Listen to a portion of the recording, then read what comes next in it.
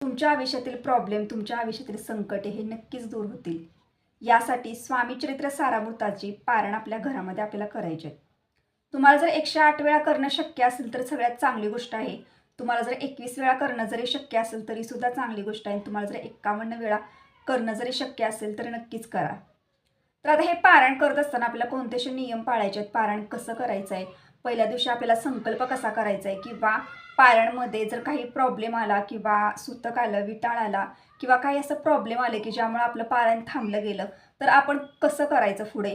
तर ह्या सर्व गोष्टींविषयी माहिती तुम्हाला आजच्या व्हिडिओमध्ये मिळेल. तर तुम्ही हा व्हिडिओ कुठेही स्किप न करता व्हिडिओ शेवटपर्यंत बघा. तुम्ही जर माझ्या चॅनलवर नवीन असाल तर चॅनलला लाईक करा, शेअर करा, नक्की सबस्क्राईब करा. चला आता व्हिडिओला सुरुवात करूया.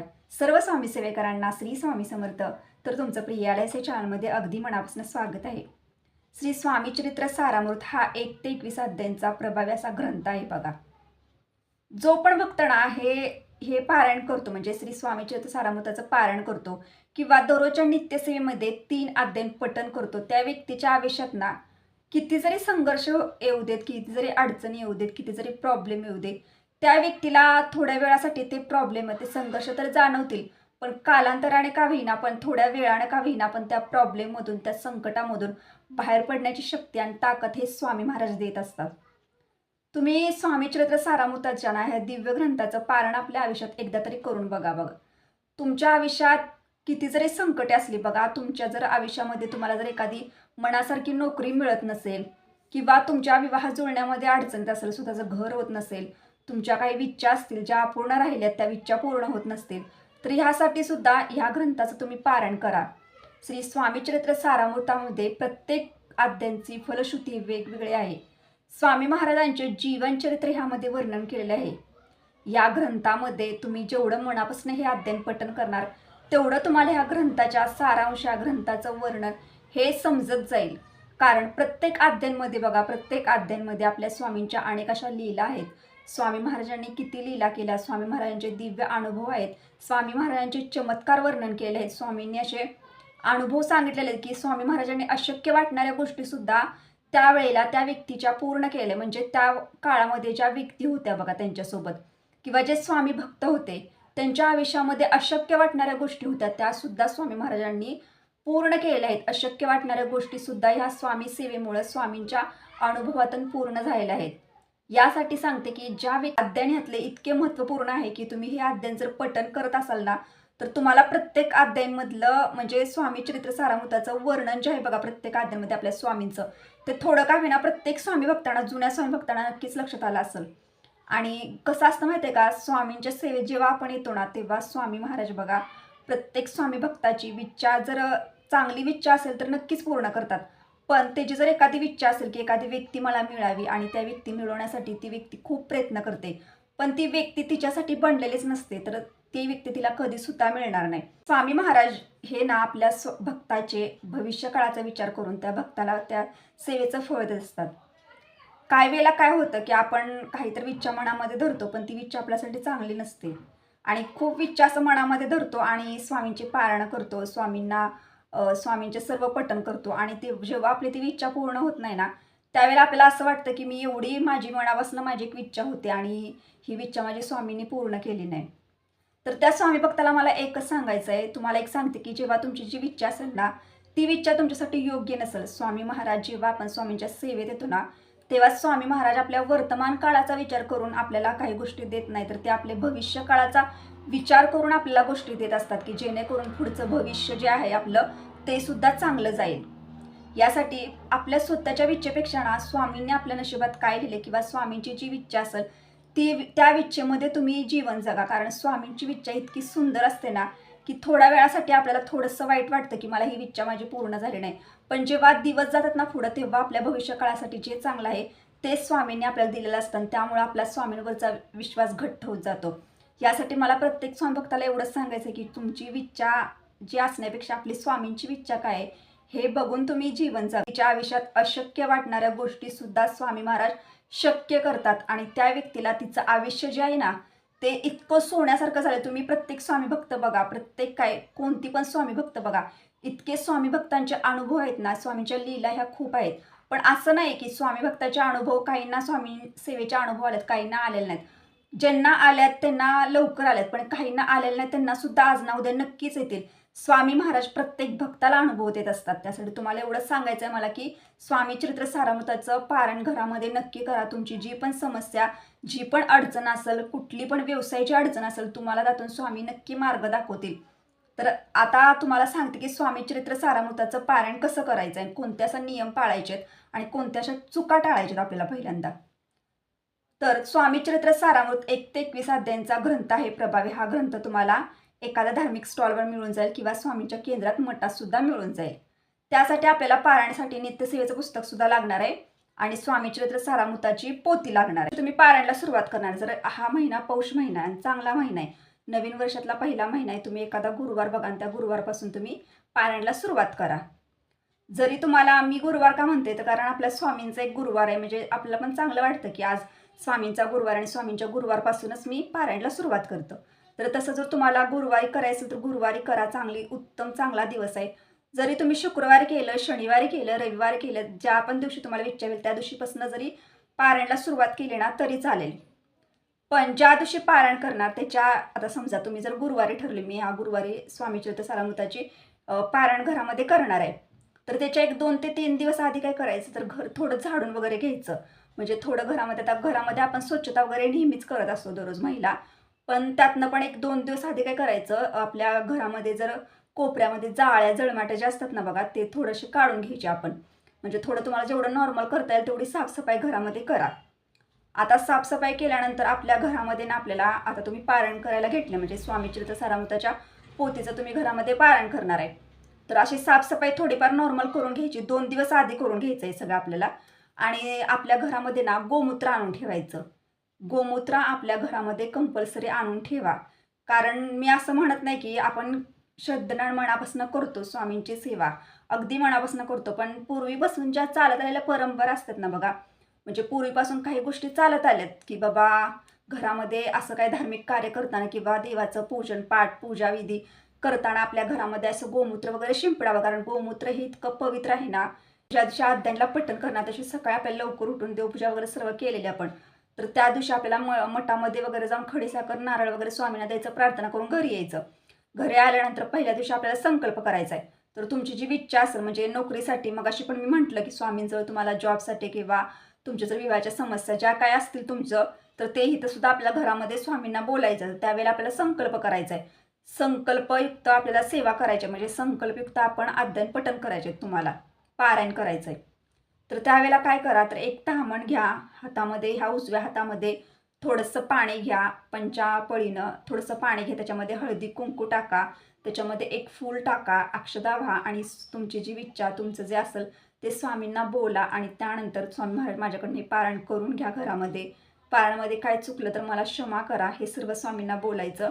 आणि ते बोलून झाल्यानंतर ते जे पाणी असेल ते आपल्याला त्या ताम्हणामध्ये सोडून द्यायचं आहे.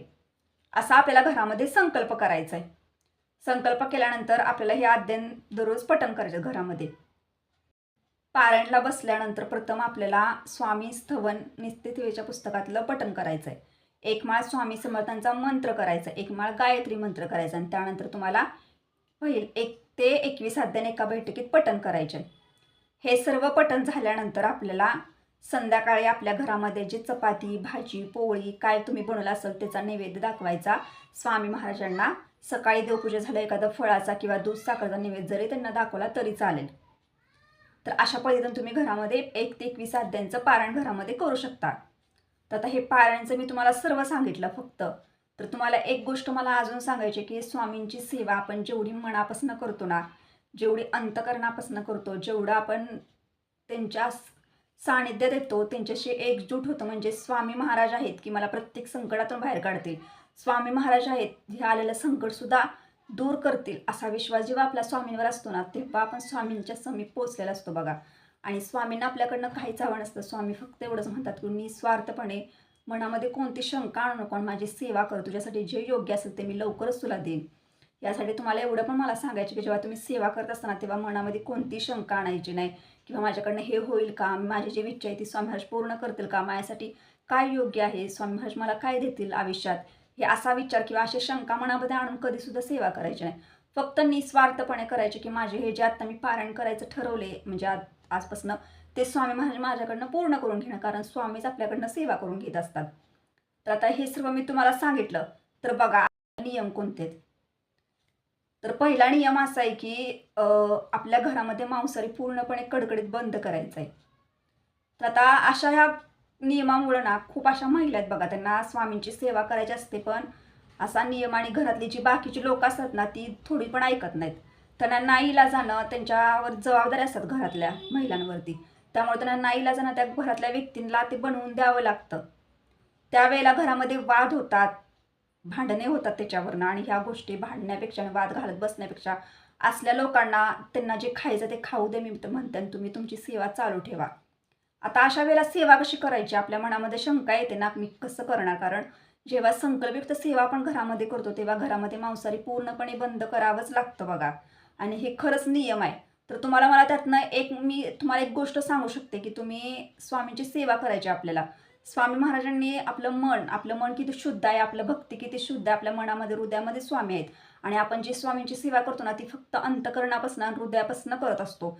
त्यासाठी तुम्ही असल्या गोष्टींवर लक्ष देऊ नका. मी तुम्हाला एक गोष्ट फक्त सांगते की ज्या महिलांच्या घरामध्ये असे प्रॉब्लेम आहेत, ज्या महिलांच्या घरामध्ये अशा गोष्टी होतात आणि त्यांना स्वामींची तर पारायण करायची खूप इच्छा आहे, पण त्यांच्याकडनं अशा गोष्टींमुळे ते होईना, तर त्यांना मला एवढंच सांगायचं की त्या महिलांनी फक्त एवढंच करा की तुम्ही संकल्प केलेला आहे, तुमची काहीतरी इच्छा असेल की बाबा तुमच्या मुलाचं लग्न होत नसेल, तुम्ही तुमच्या मुलासाठी सेवा घेतल्या, किंवा तुमच्या मुलीला शिक्षणामध्ये अडचणी होत असेल त्याच्यासाठी जर तुम्ही सेवा घेतल्या, स्वामीला तुम्ही बोललाय की माझ्या मुलीचं शिक्षण चांगलं होऊ दे, मी ह्याच्यासाठी पारायण करेन, किंवा तुमच्या आयुष्यात काही संतती प्राप्ती नाही याच्यासाठी तुम्ही ही सेवा घेतलेली आहे, किंवा कोणतं जर दुसरं काम असेल तर ते पूर्ण विना झालं त्याच्यासाठी सेवा घेतलेली असेल, तर त्या महिलांना मला एवढंच सांगायचं आहे की तुमच्या घरामध्ये जर असे पदार्थ असतील तर तुम्ही केलाय, तुम्ही संकल्प केला असला तरी सुद्धा घरामध्ये करायचं नसतं, पण जर संकल्पयुक्त सेवा आहे म्हटल्यानंतर तुम्ही स्वतः खायचं नाही.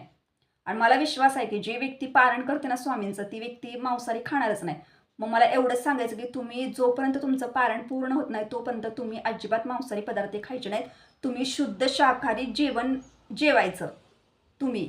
आणि आपल्या घरामध्ये जर असे पदार्थ दुसऱ्यांना बनवून द्यावे लागतात, घरामध्ये वाद होतात, तसल्या माणसांकडे न लक्ष देतात तुम्ही काय करा, तुम्ही ज्या दिवशी पारायणाला सुरुवात करणार ना त्या दिवशी सकाळी लवकर उठा, आणि सकाळी लवकर उठून दररोज एक पारायण पठण करा. उठा, तुम्ही 4ला उठा, तुम्हाला सेवा करायची आहे ना स्वामींची, तर तुम्ही 4ला पहाटे उठा. पहाटे 4ला उठायचं, आंघोळ वगैरे सर्व करायची, देवपूजा करून घ्यायची आणि तिथंच बसायचं. म्हणजे तुमची 6 ते 6:30 वाजेपर्यंत एक पोती पूर्ण, म्हणजे एक पारायण होऊ शकतं ना सकाळी.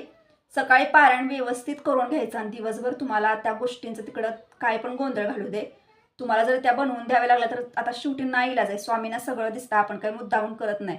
आणि अशा या गोष्टींसाठी जर तुम्ही स्वतः स्वामींची सेवा जर थांबत असाल तर ते कितपत योग्य आहे ना अशा गोष्टींमुळं.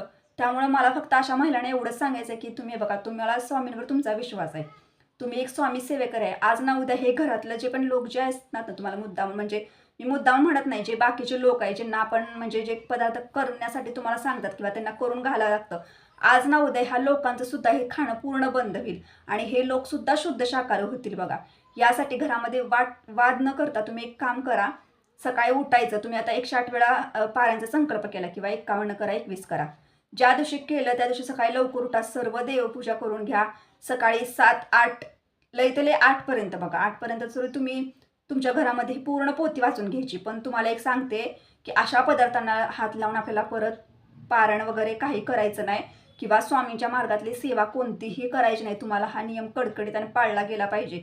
मी तुम्हाला एक विचार सांगितले, कारण कशा असतं, महिलांची खूप इच्छा असते, प्रत्येक महिला आता सुवासिनी महिलाच्या घराची असते, त्या घरातल्या प्रत्येक महिलेला वाटतं की आपल्या घरातला सर्व व्यक्तींचं चांगलं व्हावं, आपल्या कुटुंबाचं कल्याण व्हावं, असेच प्रत्येक महिलेची इच्छा असते बघा. त्यासाठी ती महिला स्वामींची सेवा करते, स्वामींची पोथी वाचन करते, स्वामींच्या मार्गातल्या सर्व गोष्टी करत असते, पण घरातल्या काही बाकीच्या व्यक्तींना हे पदार्थ करून द्यावे लागतात, त्यामुळे तिची चिडचिड होते, तिच्या मनामध्ये खूप शंका निर्माण होतं की मी कसं करू, माझी इच्छा असून पण मला स्वामींची सेवा करता येत नाही.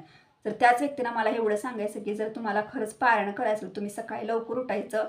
आता सकाळी तुमचं 1 ते 21 अध्यायांचं एका बैठकीत पूर्ण म्हणजे पोथी वाचन पूर्ण होईल.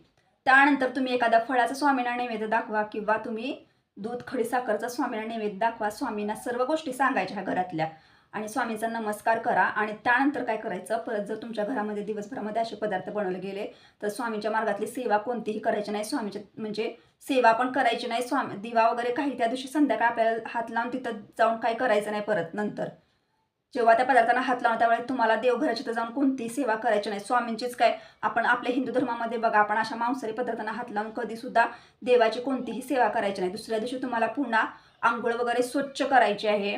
आणि अंगावरती फक्त तुम्हाला हे जी पारायण तुम्ही करता त्यावेळेला अंगावरती तुम्हाला एकदम स्वच्छ धुतलेलं वस्त्रच परिधान करायचं आहे. ह्या गोष्टी आणि हे नियम तुम्ही थोडक्यात जे आहेत जे तुमच्याकडनं पाळले जातात. हा एक नियम मी तुम्हाला सांगितला तर तुम्हाला परायण सुद्धा वर्ज्य आहे. या सेवेमध्ये काय, कोणती जरी स्वामींची आपण पारायणची सेवा घेतो बघा, तर त्यावेळेला तुम्हाला परायण खरंच वर्ज्य करा. कारण परायणाचे दोष हे लागतातच. कारण ती व्यक्ती जेव्हा परायण म्हणजे काय तर शेजाऱ्यांनी बनवलेलं अन्न किंवा इतर व्यक्तींच्या इथं आपण गेलो आणि त्यांनी आपल्याला जर अन्न दिलं तर ते आपण खात, ते परायण झालं. परायणाचे दोष का लागतात, कारण ती व्यक्ती जेव्हा अन्न बनवत असते, जी व्यक्ती जेव्हा जेवण बनवत असते तेव्हा तिच्या डोक्यामध्ये अनंत असे विचार असतात. काही सकारात्मक असतील, काही नकारात्मक असतील. तिच्या मनामध्ये काही विषय द्वेष असेल, राग असेल आणि ते सर्व त्या पदार्थामध्ये उतरलेले असतात. आणि जेव्हा आपण ते पदार्थ खातो तेव्हा आपल्याला त्याचे दोष लागतात. ह्यासाठी परायणाचे दोष लागतात आणि परायण वर्ज्य आहे. हा एक नियम तुम्हाला सांगितला. बाकी तुम्ही शुद्ध शाकाहारी चपाती, भाजी, वरण, भात सर्व पदार्थ खाऊ शकता. तर आता तुम्हाला सांगते की दररोज बघा, आता आपण एक पारायण दररोज घरामध्ये करतो. तर आता घरामध्ये काहींच्या घरामध्ये जर असे सगळे प्रॉब्लेम असले तर तुम्हाला नैवेद्य पण कसं दाखवायचं हे पण कधी कधी प्रश्न पडत असणार. तर तुम्ही काय करायचं, तर केळी, फळं वगैरे आणून ठेवायचे घरात एखाद्या साईडला. सकाळी नैवेद्य वगैरे दाखवायचा. किंवा जर सुरू असताना अचानक विटाळ किंवा काही वेळेला सुतक जर आलं तर काय करायचं, सुतक किंवा विटाळ जर आलं तर ते दिवस आपल्याला स्किप करायचे. म्हणजे ते दिवस आपल्याला पोथीवाचन घरामध्ये करायचं नाही. त्याच्यानंतर तुमचं जे काय घर साफ वगैरे करायचं आणि त्यानंतर तुम्ही 13व्या किंवा 12व्या दिवस जे होतात त्याच्यानंतर तुम्ही ती सेवा जिथून तुमचा अध्ययन स्किप झाला तिथून पुढे ते अध्ययन करू शकता. आणि जर अडचण वगैरे असते ते दिवससुद्धा आपल्याला स्किप करायचे आणि त्याच्यानंतर आपल्याला पोथी वाचन करायला पुन्हा सुरू करायचे. तर तुम्हाला जर हा व्हिडिओ आवडला असेल तर लाईक करा, शेअर करा, नक्की सबस्क्राईब करा. भेटू आता नेक्स्ट व्हिडिओमध्ये. सर्व स्वामी सेवेकरांना श्री स्वामी समर्थ.